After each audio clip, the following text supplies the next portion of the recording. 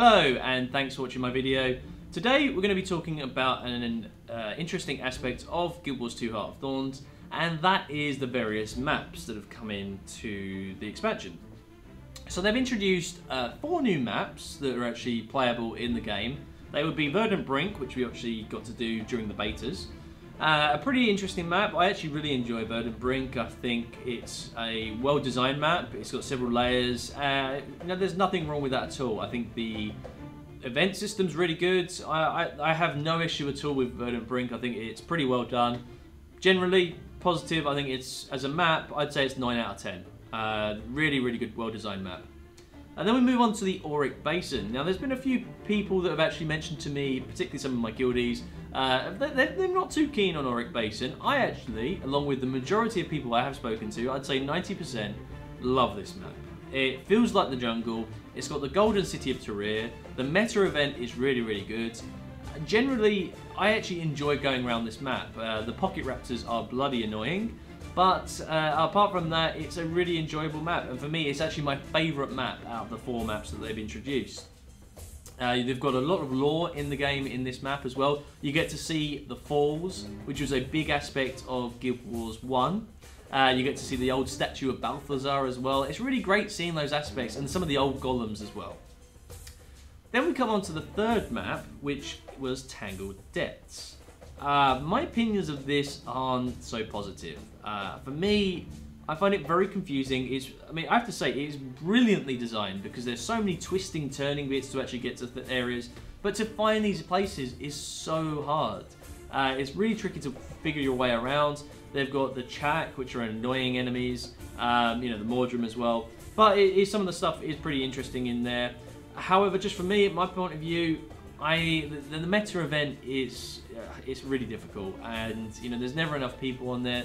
I feel it's a little bit disappointing right now. I'm sure they could change some of the facts and to do with the meta event. I mean, the fact that they've got Ratanovis, that's a really good, interesting, lore section. There's lots of notes dotted around. It's really interesting. But again, I just think the map, the layout of the map is just so twisted and turning. It's very difficult. It's got great verticality, but that's also a little bit negative in this point of view. And I think Auric Basin is much better in this regard.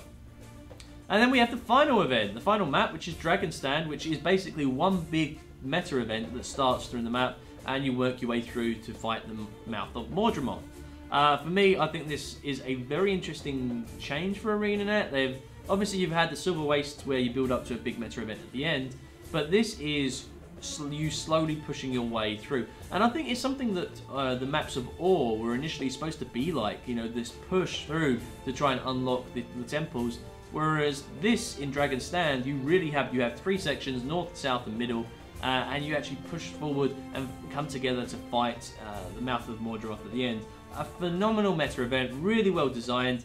Occasionally a few little bugs. I'll give you an example. We were actually pretty much 95% of the way through. We were fighting the mouth of Mordrum. He was down to 50% health, and then the entire map got kicked to an alternate map.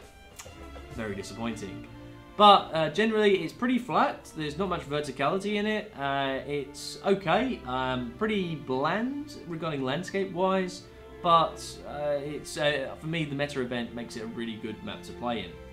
So overall, my opinion of the maps, obviously we're not including the guild halls and raids yet.